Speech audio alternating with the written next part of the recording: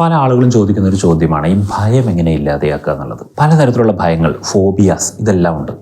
ഒറ്റ കാര്യം മനസ്സിലാക്കി വെച്ചോളൂ, നിങ്ങളൊരു കാര്യത്തെ ഭയന്നിരിക്കുന്നിടത്തോളം കാലം ആ ഭയം മാറില്ല. നിങ്ങൾ ആ ഭയം വച്ചുകൊണ്ട് തന്നെ അത് ചെയ്തിട്ടാണ് ആ ഭയം മാറ്റാൻ പറ്റുള്ളൂ. നമ്മൾ ഈ സർക്കസുകാർ കണ്ടിട്ടില്ലേ, കയറ് കെട്ടിയിട്ടുണ്ടാവും, അതിൻ്റെ മേലെ കൂടെ അങ്ങനെ നടക്കുന്നുണ്ടാവും.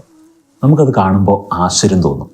പൊതുവെ ആളുകൾ വിചാരിക്കുന്ന ഒരു ചിന്താഗതിയുണ്ട്, ആ വ്യക്തി അതിൽ എക്സ്പെർട്ട് ആയതുകൊണ്ടാണ് അതിലൂടെ നടക്കുന്നത് എന്ന്. എന്നാൽ അത് തെറ്റാണ്. ആ വ്യക്തി അതിലൂടെ നടന്നതുകൊണ്ടാണ് എക്സ്പെർട്ടായത്. ഇത് നമ്മൾ മനസ്സിലാക്കണം. നടന്നതുകൊണ്ടാണ് ആ വ്യക്തി എക്സ്പെർട്ടായത്. പിന്നീട് എക്സ്പെർട്ട് ആയതുകൊണ്ട് ഇപ്പോൾ നടക്കുന്നു. ബട്ട് ആ വ്യക്തി നടന്നു തുടങ്ങിയ കാലത്ത് ആ വ്യക്തി ജനങ്ങളുടെ മുന്നിലല്ല അത് നടന്നിട്ടുണ്ടാവുക. ഒറ്റയ്ക്ക് എവിടെയെങ്കിലും കയറ് കെട്ടിയിട്ടാണ് അഭ്യസിച്ചിട്ടുണ്ടാവുക. പിന്നീടാണ് ആളുകളുടെ മുന്നിൽ അദ്ദേഹം നടക്കാൻ തുടങ്ങിയിട്ടുണ്ടാവുക. ആളുകളില്ലാത്ത സ്ഥലത്ത് എത്രയോ കാലം അദ്ദേഹം അതിലൂടെ നടന്ന് ശീലിച്ചിട്ടുണ്ടായിരിക്കും. ആ സമയത്ത് ഭയം ഉണ്ടായിട്ടുണ്ടാകും. പക്ഷെ ആ ഭയത്തെ ആരും കാണാതെ സ്വയം സഹിച്ച് അതിവർത്തിച്ചിട്ടാണ് ഇന്ന് അതൊരു ഷോ ആയിട്ട് മാറിയിട്ടുള്ളത്.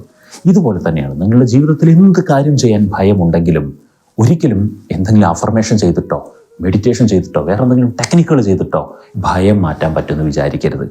ഭയം മാറ്റാൻ ആ ഭയക്കുന്ന കാര്യത്തെ ചെറിയ രീതിയിൽ പ്രാക്ടീസ് ചെയ്ത് ശീലിക്കുകയാണ് വേണ്ടത്.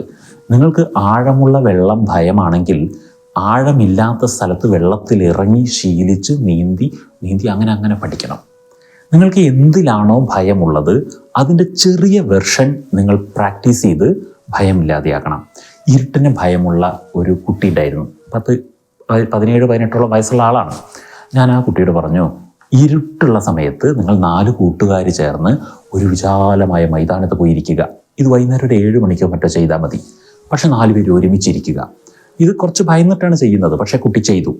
പിന്നെ കുറച്ച് കാലങ്ങൾക്ക് ശേഷം ഞാൻ പറഞ്ഞു, 1-2 ആഴ്ച കഴിഞ്ഞപ്പോൾ ഞാൻ പറഞ്ഞു, ഇനി നിങ്ങൾ ഇതേ സമയത്ത് അവിടെയായിട്ടിരിക്കുക, കുറച്ച് ദൂരെ നോക്കിയാൽ കാണുന്ന ദൂരത്തിലിരിക്കുക.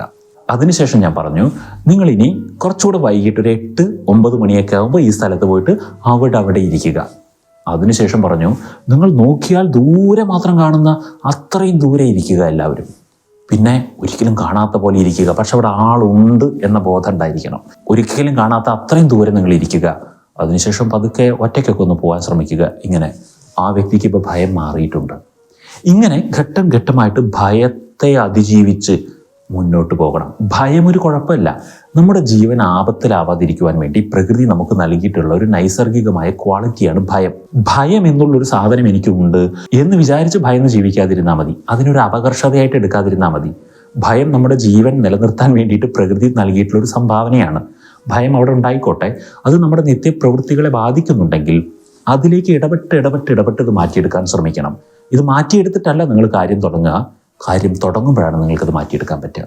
ഇത് മറക്കാതിരിക്കുക. Good bye.